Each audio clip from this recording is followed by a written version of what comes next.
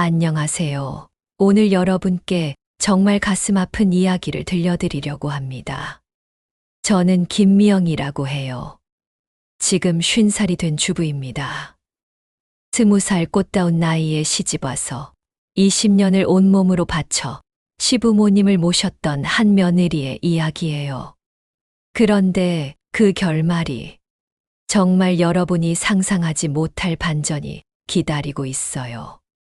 끝까지 보시면 분명히 속이 시원해지실 겁니다. 구독과 좋아요도 꾹 눌러주세요. 저는 22살에 결혼했어요. 하지만 신혼의 달콤함도 잠시였습니다. 시어머니가 쓰러지셨다는 소식. 뇌경색이래. 당분간 누워 있어야 한다는데 남편의 목소리가 떨렸어요. 그때는 몰랐습니다. 이 순간이 제 인생을 송두리째 바꿀 줄은요. 시아버지도 당뇨 합병증으로 몸이 좋지 않으셨어요. 저는 당연히 생각했습니다. 며느리니까 돌봐야 한다고요. 첫날 밤 시어머니 옆에서 밤을 새웠어요. 어머니 괜찮으세요? 시어머니가 제 손을 꼭 잡으셨습니다. 그 손길이 얼마나 따뜻했는지.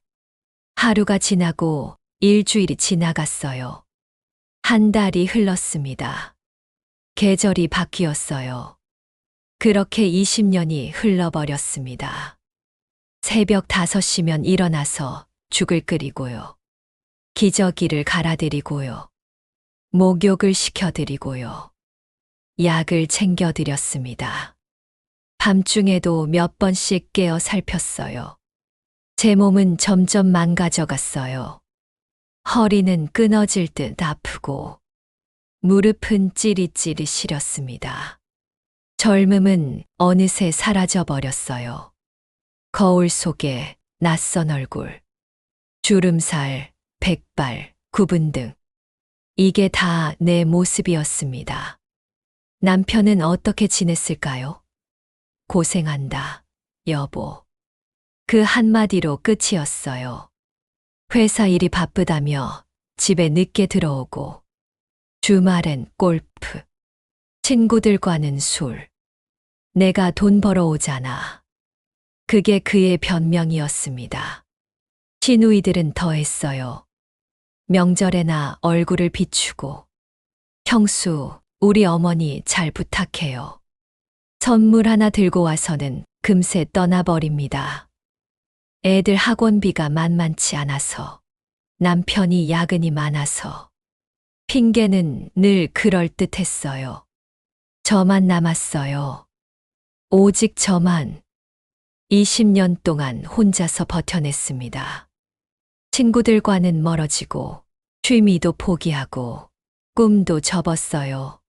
오직 간병만이 저의 하루 전부였어요. 시어머니가 웃으시면 기뻤어요. 시아버지가 밥을 잘 드시면 안도했습니다. 그게 제 유일한 행복이었죠. 하지만 때로는 울었어요. 화장실에서 몰래, 베란다에서 혼자. 언제까지 이래야 하지? 그런 생각이 들 때마다 죄스러웠습니다.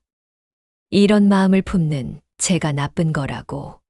그렇게 자책하며 또 하루를 견뎠어요. 친정어머니는 안타까워하셨어요. 너만 고생하는구나. 하지만 저는 대답했습니다. 괜찮아요, 엄마. 이게 며느리 도리죠. 마음속으로는 눈물이 났지만요. 겉으로는 웃으며 말했어요. 동네 사람들은 칭찬했어요. 참 효부시네요. 요즘 같은 며느리 드물어요. 그 말들이 위로가 될까요? 아니었어요. 칭찬받기 위해 사는 게 아니었으니까요. 그냥 사랑했어요. 시부모님을 진심으로. 가족이니까요. 피는 안 섞였지만 마음으로는 친딸이었습니다. 그렇게 믿고 살았어요. 하루도 빠짐없이 제 청춘을 바쳐서요. 그런데 제가 모르는 일들이 있었어요. 듣지 못한 대화, 보지 못한 시선들이 있었습니다. 그 모든 게 곧 드러나게 될 줄은 그때는 꿈에도 몰랐습니다. 그로부터 1년 뒤 시부모님의 상태가 급격히 안 좋아지셨습니다. 시어머니는 거의 의식을 잃고 계셨고요. 시아버지도 하루하루 기력이 떨어져 가셨어요. 그날 밤이었어요. 병원에서 돌아온 저는 간단히 저녁을 차리고 있었습니다. 시어머니 병실에서 하루 종일 지켜보다 왔으니까요. 몸은 피곤하고 마음은 더 무거웠어요. 그때 거실에서 남편과 시누이들 목소리가 들렸습니다. 오빠, 이제 정말 얼마 남지 않은 것 같은데. 큰 시누이 말이었어요. 저는 부엌에서 설거지를 하며 듣고 있었습니다. 그러게 말이야. 우리가 이제 진지하게 생각해 봐야 할 때가 온 것 같아. 남편의 목소리였어요. 무슨 얘기를 하는 건지 궁금했습니다. 작은 시누이가 낮은 목소리로 말했어요. 어머니, 아버지가 돌아가시면 집은 어떻게 되는 거야? 순간 제 손이 멈췄습니다. 설거지하던 그릇을 그대로 들고 있었어요. 당연히 우리가 나눠 가져야지. 남편이 단호하게 말했습니다. 이 집도 예금도 모든 재산을 우리 삼남매가 똑같이 나누는 거야. 심장이 쿵 내려앉았어요. 제가 20년간 돌본 건 아무 의미가 없다는 건가요? 큰 시누이가 걱정스럽게 말했어요. 그런데 형수는 어떻게 하지? 혹시 뭔가 달라고 하면 어떡해? 뭘 달라고 한다는 거야? 남편이 짜증스럽게 대답했습니다. 저 여자는 그냥 간병인일 뿐이야. 간병인이 집주인 행세를 할 수는 없잖아. 충격이었어요. 오랜 시간을 함께 살며 가족이라고 생각했는데 단순히 저를 간병인으로만 보고 있었다는 건가요? 작은 시누이도 거들었어요. 맞아. 우리가 친자식들인데 뭘 걱정해. 형수는 어차피 따라올 때도 없잖아. 그들의 웃음소리가 들렸습니다. 제 가슴이 찢어지는 소리 같았어요. 부모님이 돌아가시면 형수는 나가야 돼. 큰 시누이가 냉정하게 말했습니다. 이 집은 우리의 것이니까 약간의 위로금 정도는 줄 수 있어. 위로금이라니. 제 모든 세월이 위로금으로 정리된다는 건가요? 남편이 말했어요. 그래, 적당히 몇백만 원 정도 주면 되겠지. 그 정도면 충분해. 그들은 계속 웃으며 대화를 나눴습니다. 어느 병원을 갈지, 장례식은 어디서 치를지까지 말이에요. 저는 부엌 바닥에 주저앉았어요. 온몸에 힘이 빠졌습니다. 눈물이 왈칵 터져버렸어요. 그들에게 저는 무엇이었던 걸까요? 새벽까지 간병하고, 약 챙기고, 기저귀 갈아드리고, 제 청춘을 모두 바쳤는데, 그게 다 간병인 일이었다는 말인가요? 그들의 대화는 계속됐습니다. 형수가 그동안 고생했다고는 하지만, 그래도 우리가 살림비 다 대줬잖아. 작은 시누이의 말이었어요. 공짜로 먹고 살게 해줬는데 뭘 더 바라겠어. 큰 시누이도 맞장구 쳤습니다. 공짜로 먹고 살았다니. 제가 그토록 몸과 마음을 다 바쳤는데 이게 공짜로 얻어먹고 산 것이란 말인가요? 남편이 마지막으로 말했어요. 아무튼 형수한테는 아직 말하지 마. 부모님이 돌아가신 다음에 차근차근 정리하자. 그래 오빠, 우리끼리만 알고 있자. 그들이 헤어진 후에도 저는 한참을 그 자리에 앉아 있었어요.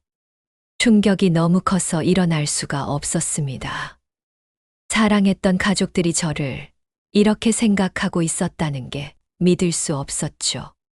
간병인이라고, 그냥 얹혀 사는 사람이라고. 오랜 헌신이 이런 평가를 받다니요. 그날 밤 잠을 이룰 수 없었어요. 시어머니 병실을 지키며 생각했습니다. 정말 제가 그냥 간병인일 뿐일까요? 가족이라고 믿었던 제가 바보였던 걸까요? 시어머니가 힘없이 제 손을 잡으셨어요. 미영아, 의식을 잃으셨다가 잠깐 깨어나신 거였습니다. 고맙다. 그 한마디에 또 눈물이 쏟아졌어요. 시어머니만은 제 마음을 알고 계시는 것 같았거든요. 하지만 그분도 곧 떠나실 텐데, 그러면 정말 저는 아무것도 아닌 사람이 되는 걸까요? 다음 날도, 그 다음 날도 남편과 시누이들은 제 앞에서는 아무렇지 않은 척 했어요. 그러면서 뒤에서는 계속 상속 이야기를 나눴겠죠. 저는 더 이상 그들과 같은 공간에 있기가 힘들었어요. 하지만 시부모님을 끝까지 돌봐야 한다는 마음으로 버텼습니다. 설마 정말로 저를 내쫓지는 않겠죠. 그렇게 스스로를 달래며 견뎠어요. 하지만 제 마음 깊은 곳에서는 알고 있었습니다. 그들이 진심이었다는 걸. 저는 정말로 그냥 간병인이었구나. 가족이 아니라 남이었구나. 그냥 일하는 사람이었구나. 그렇게 2달 후 시아버지가 먼저 돌아가셨어요. 그리고 일주일 뒤 시어머니도 따라가셨습니다.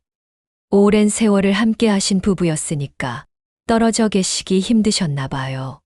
장례식장은 사람들로 북적였습니다. 친척들, 동네분들, 회사 동료들까지 모두들 참 효부시네요. 라며 저를 칭찬했어요. 하지만 제 마음은 너무나 공허했습니다. 저는 상주 자리에 서 있지 못했어요. 남편과 시누이들이 상주 자리에 앉아 있고, 전 구석에서 국화꽃만 들고 서 있었어요. 어머님, 많이 슬프시겠어요. 조문객들이 저에게 말했습니다. 하지만 정작 중요한 일들은 모두 시누이들이 결정했어요.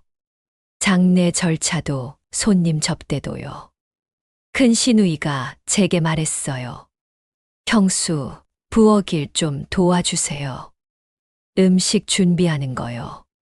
저는 또다시 뒤에서 일만 하는 사람이었습니다.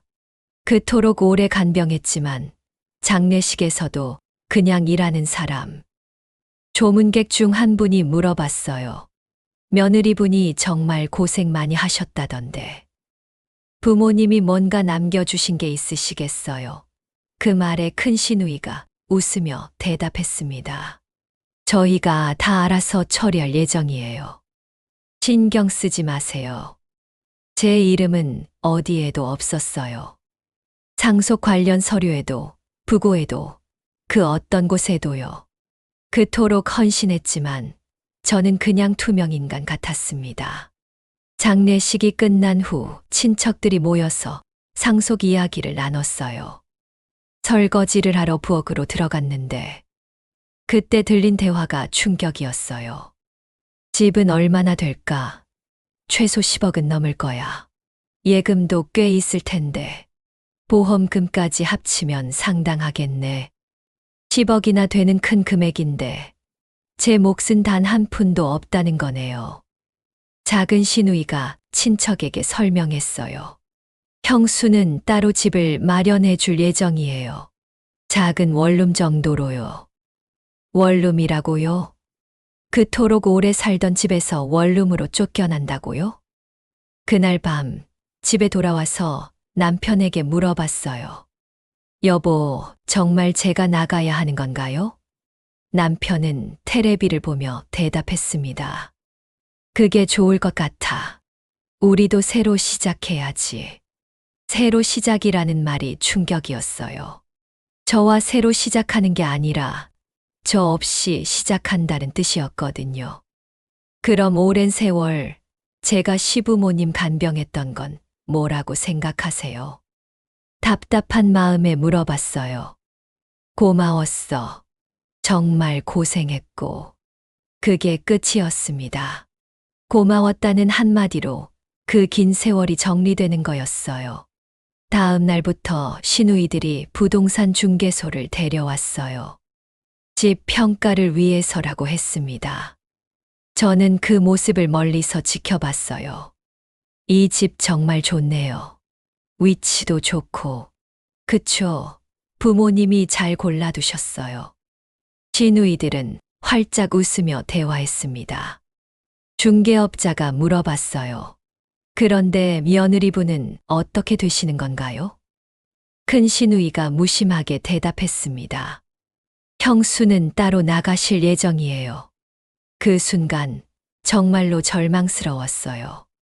제가 이 집을 그렇게 오래 지켰는데 새벽에 일어나서 청소하고 빨래하고 시부모님 드실 약 챙기고 겨울에는 난방비 아끼려고 두꺼운 옷 입고 지내고 여름에는 선풍기만으로 버텼어요. 이 집의 모든 구석구석이 제 손길이 닿지 않은 곳이 없었어요. 마루 밑에 곰팡이까지 제가 다 닦아낸 집이었습니다. 하지만 이제 저는 여기서 나가야 한다고 해요. 친정 어머니께 전화드렸어요. 엄마, 저 집에서 나가야 할 것 같아요. 네가 그 오랜 세월을 바쳤는데 친정 어머니는 화가 나셨어요. 저는 며느리일 뿐이에요. 친자식들이 상속받는 게 당연하다고 해요. 말도 안 되는 소리다. 간병한 세월이 얼만데. 하지만 법적으로는 달랐어요. 저는 그냥 며느리였고 상속권은 친자식들에게만 있었어요. 일주일 후 시누이들이 계약서를 가져왔어요. 형수, 여기 사인하세요. 집에서 나간다는 각서였어요. 그리고 위로금으로 500만 원을 주겠다고 되어 있었습니다. 500만 원이라니 그토록 긴 헌신이 고작 500만 원인가요? 시급으로 따지면 얼마나 될까요? 하루에 10,000원도 안 되는 거네요. 이게 뭐예요? 제가 물어봤어요. 형수가 새 출발할 수 있게 도와드리는 거예요. 작은 시누이가 미소를 지으며 말했습니다. 저는 가족이 아니었나요? 제가 물었습니다. 물론 가족이죠. 하지만 법적으로는 아시잖아요. 큰 시누이가 대답했습니다. 법적으로는 가족이 아니라는 거였어요. 마음으로는 가족이지만 재산을 나눌 때는 남이라는 거였어요. 그날 밤 저는 혼자 짐을 쌌어요. 그동안 모은 제 물건들은 몇 개의 박스에 담기는 게 전부였어요. 옷가지 몇 벌, 화장품, 사진 몇 장과 작은 짐들.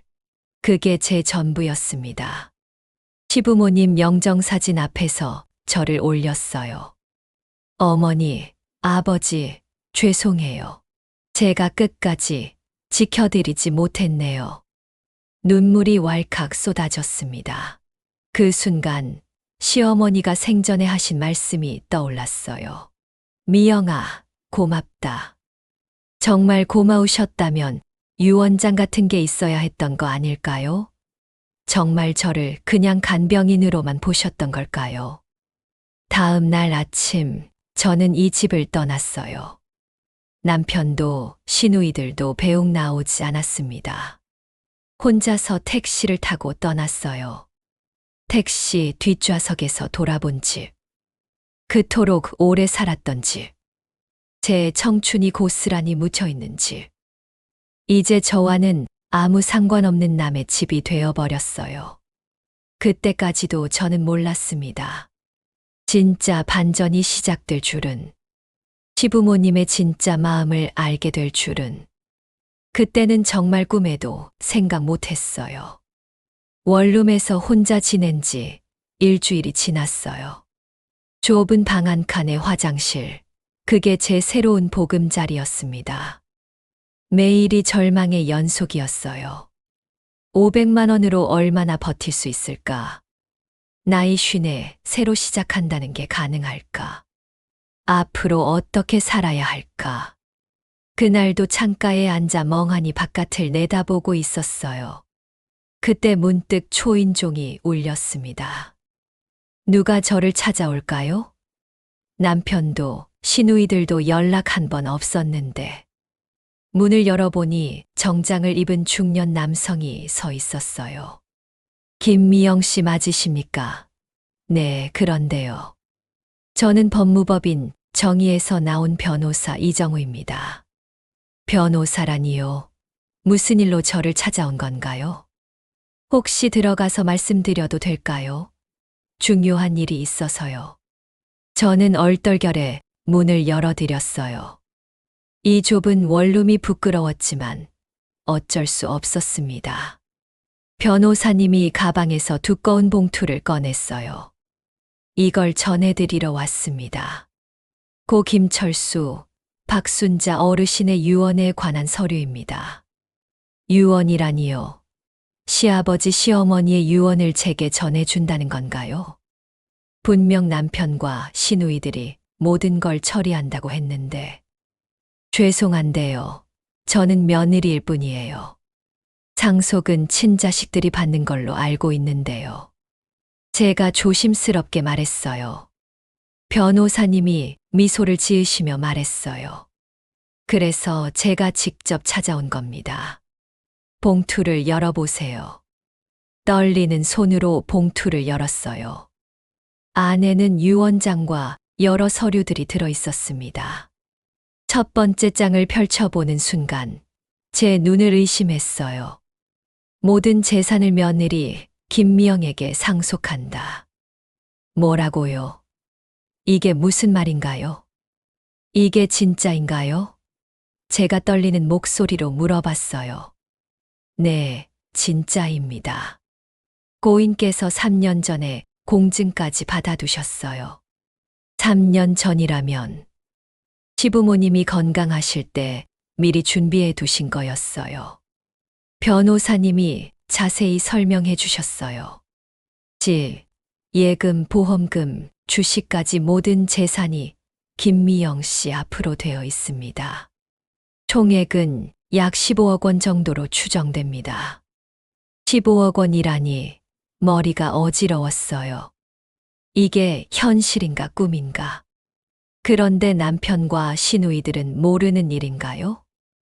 네, 고인의 유언에 따라 49일이 지난 후에 공개하라고 하셨습니다. 오늘이 딱 49일째 되는 날이에요. 아, 그래서 장례 때는 아무도 몰랐던 거구나. 시부모님께서 일부러 그렇게 하신 거였어요.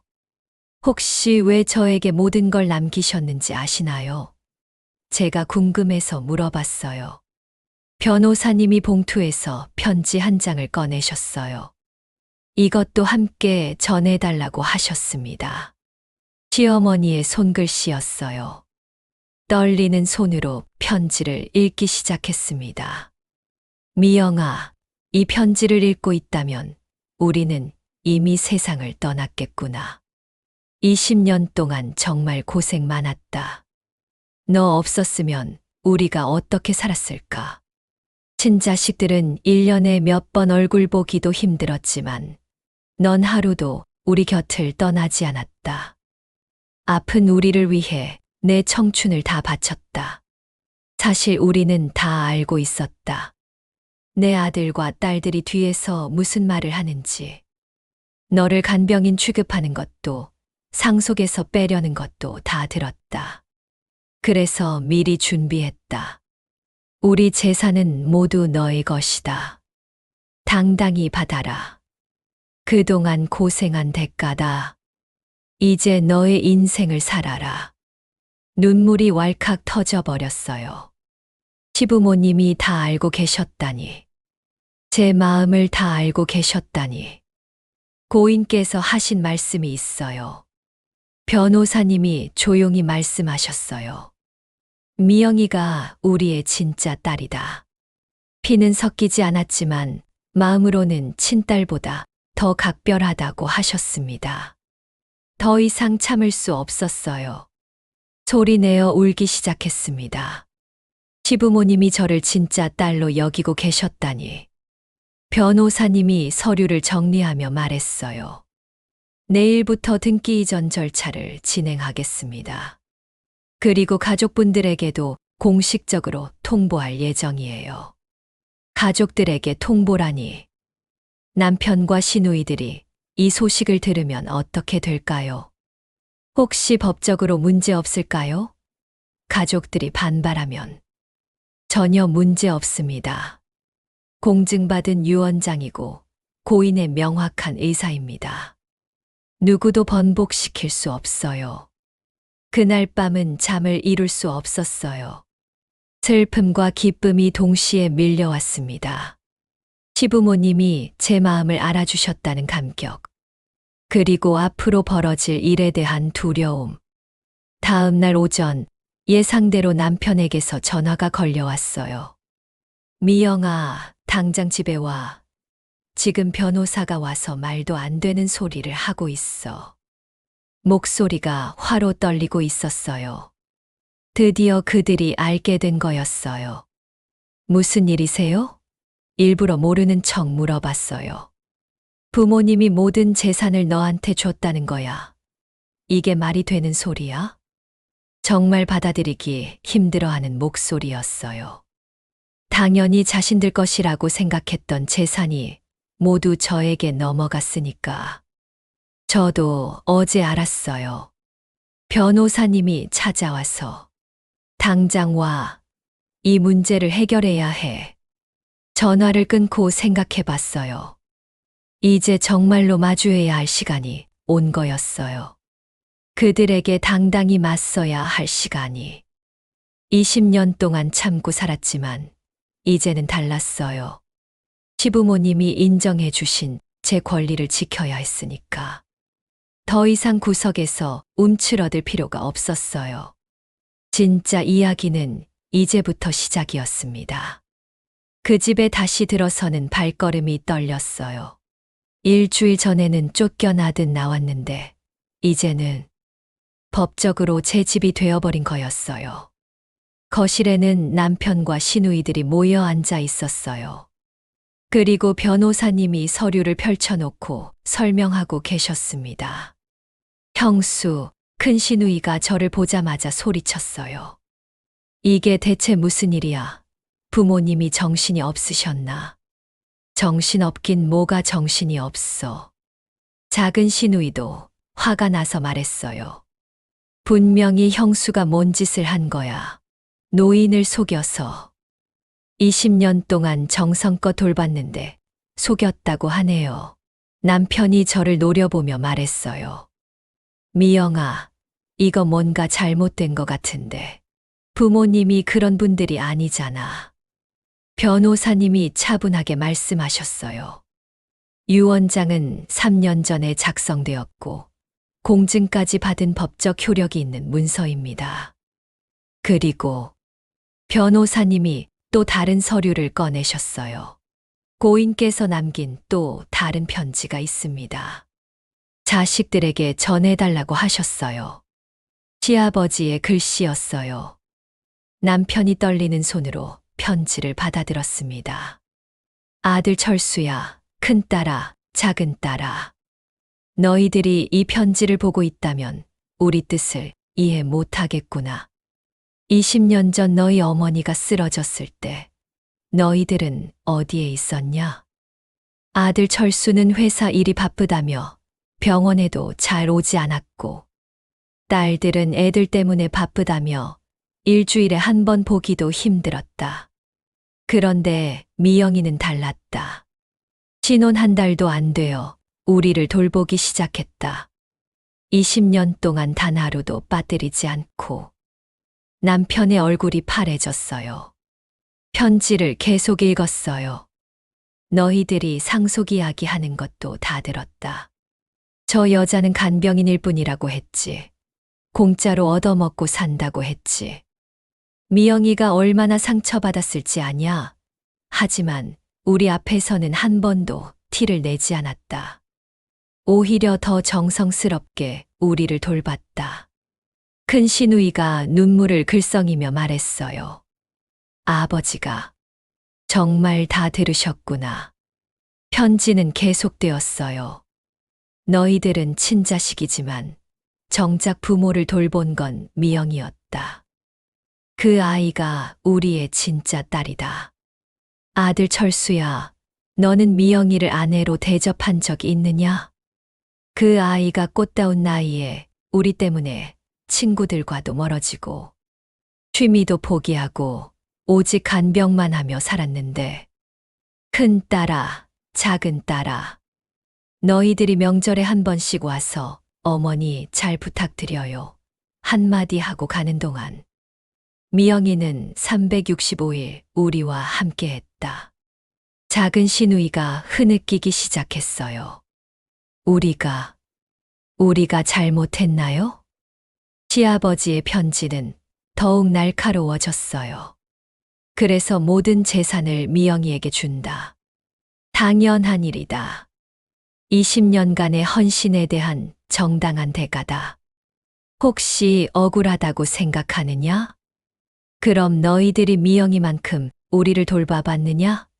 하루라도 대신해봤느냐? 미영이는 우리가 아플 때마다 병원에서 밤을 새웠다. 기저귀를 갈아주고, 약을 챙겨주고, 목욕을 시켜주고.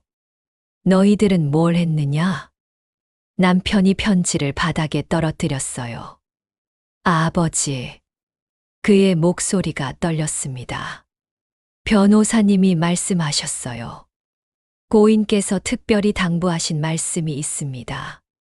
미영이에게 미안하다고 전해달라. 더 일찍 보답하지 못해서 미안하다고 하셨어요. 저는 그 말에 또다시 눈물이 쏟아졌어요. 시부모님이 저에게 미안하다니. 오히려 제가 감사해야 할 분들인데. 큰 시누이가 저에게 다가왔어요. 형수, 우리가 정말 못됐어요. 미안해요. 형수가 얼마나 힘들었을지. 우리는 생각도 안 하고. 작은 시누이도 울먹이며 말했어요. 하지만 남편은 달랐어요. 아니야, 이건 말이 안 돼. 아무리 그래도 친자식을 두고 며느리한테 모든 걸 주다니. 철수 씨, 변호사님이 엄한 목소리로 말했어요. 고인의 유언은 법적 효력이 있습니다. 그리고 이건 고인의 마지막 의사예요. 남편이 저를 노려봤어요. 그래, 미영아. 너가 이겼어. 하지만 난 인정할 수 없어. 그 순간 제 마음속에서 뭔가 바뀌었어요. 20년 동안 눈치 보며 살았지만 이제는 아니었습니다. 여보, 제가 차분하게 말했어요. 저는 시부모님의 뜻을 따를 거예요. 그분들이 저를 딸처럼 여겨주셨으니까. 너는 며느리잖아. 며느리가 어떻게 집안의 모든 재산을. 며느리가 아니라 딸이에요. 제가 단호하게 말했어요. 시부모님이 그렇게 인정해 주셨어요. 그동안 제가 한 일들을 보시고 내린 결정이니까. 시누이들이 서로를 바라봤어요. 그들의 얼굴에는 후회와 부끄러움이 가득했습니다. 형수, 정말 미안해요. 큰 시누이가 다시 말했어요. 우리가 너무 이기적이었어요. 형수 덕분에 부모님이 편안하게 지내셨는데 우리는 뭘 했죠? 정말 아무것도 안 했네요. 작은 시누이도 고개를 떨구었어요. 변호사님이 서류를 정리하며 일어섰어요. 등기 이전은 다음 주에 완료됩니다. 그리고 예금과 보험금 정리도 진행하겠습니다. 남편만 여전히 화가 나 있었어요. 미영아, 이혼하자. 그 말에 모두가 깜짝 놀랐어요. 난 이런 상황을 받아들일 수가 없어. 부모님이 친아들보다 며느리를 더 사랑했다는 게. 그럼 이혼하죠. 제가 담담하게 대답했어요. 모두가 더욱 놀랐어요. 언제나 순종적이던 제가 이렇게 단호하게 나올 줄은 몰랐겠죠. 20년 동안 당신을 위해 살았지만 이제는 제 인생을 살고 싶어요. 시부모님이 그러라고 하셨거든요. 그날 저는 그 집에서 나왔어요. 하지만 이번에는 쫓겨나는 게 아니었어요. 제 집을 나오는 거였어요. 당당하게 시부모님의 사랑을 받으며 새로운 인생을 시작할 준비가 되었습니다. 한 달 후 모든 법적 절차가 완료됐어요. 집도 예금도 모든 재산이 정식으로 제 명의로 넘어왔습니다. 저는 다시 그 집으로 돌아가기로 했어요. 제 집이니까요. 짐을 정리하고 있는데 남편이 찾아왔어요. 그런데 혼자가 아니었어요. 시누이들과 함께였습니다. 미영아, 남편이 들어서자마자 말했어요. 우리 다시 얘기해보자. 무슨 얘기요? 제가 차분하게 물어봤어요. 큰 시누이가 나섰어요. 형수, 우리가 잘못했어요. 정말로 미안해요. 그러니까 다시 원래대로 살면 안 될까요? 원래대로라니요. 저를 간병인 취급하던 그때로 돌아가자는 건가요? 작은 시누이도 애처로운 목소리로 말했어요. 형수, 우리가 정말 반성하고 있어요. 앞으로는 형수를 가족으로 대우할게요. 지금 와서 가족이라고 하는군요. 언제는 간병인이라고 했으면서요. 남편이 한 걸음 더 다가왔어요. 미영아, 이혼 얘기는 취소하자. 우리 다시 시작해보자. 갑자기 왜 이러세요? 제가 물어봤어요. 우리가 틀렸어. 남편의 목소리가 떨렸어요. 부모님 말씀이 맞았어. 너가 진짜 이 집의 주인이야. 아, 이제서야 인정하는군요. 재산이 제 이름으로 넘어가니까 태도가 바뀌는 거네요. 큰 시누이가 갑자기 제 앞에 무릎을 꿇었어요. 형수, 제발 용서해 주세요. 우리가 너무 못됐어요. 언니, 작은 시누이도 따라서 무릎을 꿇었습니다. 형수, 정말 죄송해요. 앞으로는 형수가 우리 가족의 어른이에요. 심지어 남편까지도 무릎을 꿇으려고 했어요. 그만하세요. 제가 단호하게 말했어요. 그들이 모두 저를 올려다봤어요. 처음으로 제가 그들보다 높은 곳에 서 있었습니다. 무릎 꿇을 필요 없어요. 이미 늦었거든요.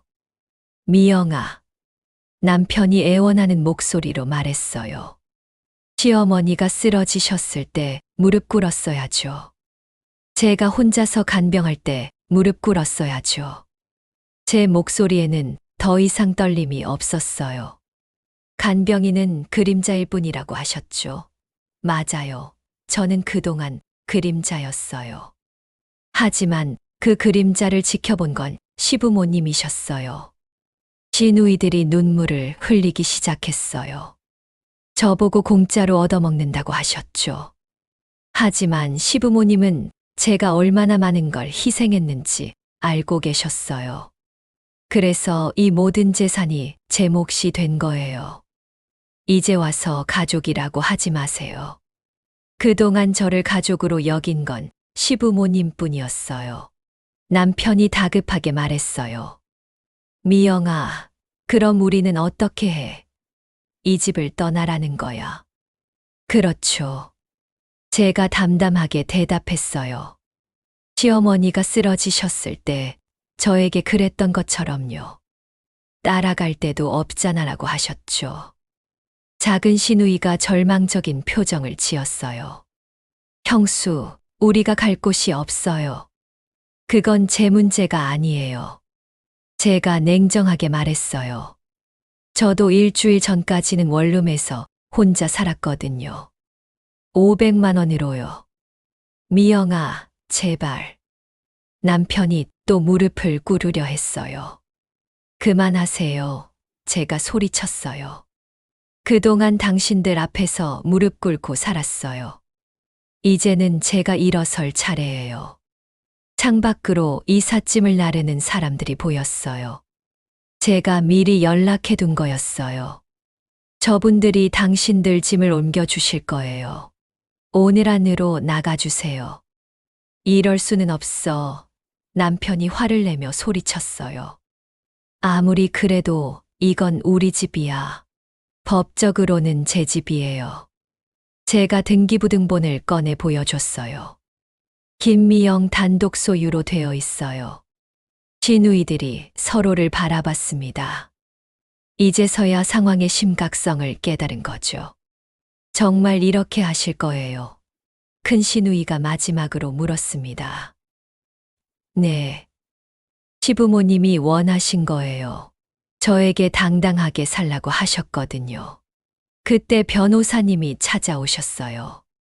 상황을 대비해 제가 미리 연락드린 거였죠. 안녕하세요. 퇴거 절차 확인차 왔습니다. 변호사님이 공식적으로 말씀하셨어요.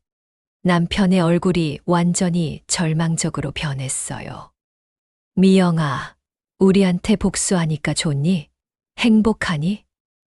제가 하는 건 복수가 아니에요. 차분하게 대답했어요. 시부모님이 그간의 제 헌신을 인정해 주신 거예요. 남편이 주먹을 꽉 쥐고 말했어요. 미영아, 너 이렇게 냉정한 사람이었어. 냉정한 게 아니라 현실적인 거예요. 그동안 배운 거죠. 당신들한테서요. 이삿짐들이 하나둘 나가기 시작했어요. 기분이 묘했죠. 마지막으로 한 가지만 물어볼게요. 제가 그들을 바라보며 말했어요. 혹시 그동안 저에게 고맙다고 말한 적 있나요? 그들은 대답하지 못했어요. 시부모님은 돌아가시기 전날까지도 고맙다고 하셨어요. 단 한 번도 당연하다고 여기지 않으셨죠. 남편이 말했어요. 넌 언젠가 후회할 날이 올 거야. 이미 너무나 후회하고 있어요. 제가 대답했죠. 왜 그렇게 오래 참고 살았는지 후회하고 있어요. 그렇게 말싸움은 끝이 났고 그들이 모두 나갔습니다. 집은 조용해졌어요. 진정한 평화가 찾아왔습니다. 창문을 활짝 열었어요. 신선한 공기가 들어왔어요. 오랜만에 처음으로 제 집에서 마시는 자유로운 공기였어요. 거실 소파에 앉아서 시부모님 영정사진을 바라봤어요. 어머니, 아버지, 이제 정말 제 인생을 시작할 수 있을 것 같아요. 그날 밤 오랜만에 처음으로 편안하게 잠들었어요.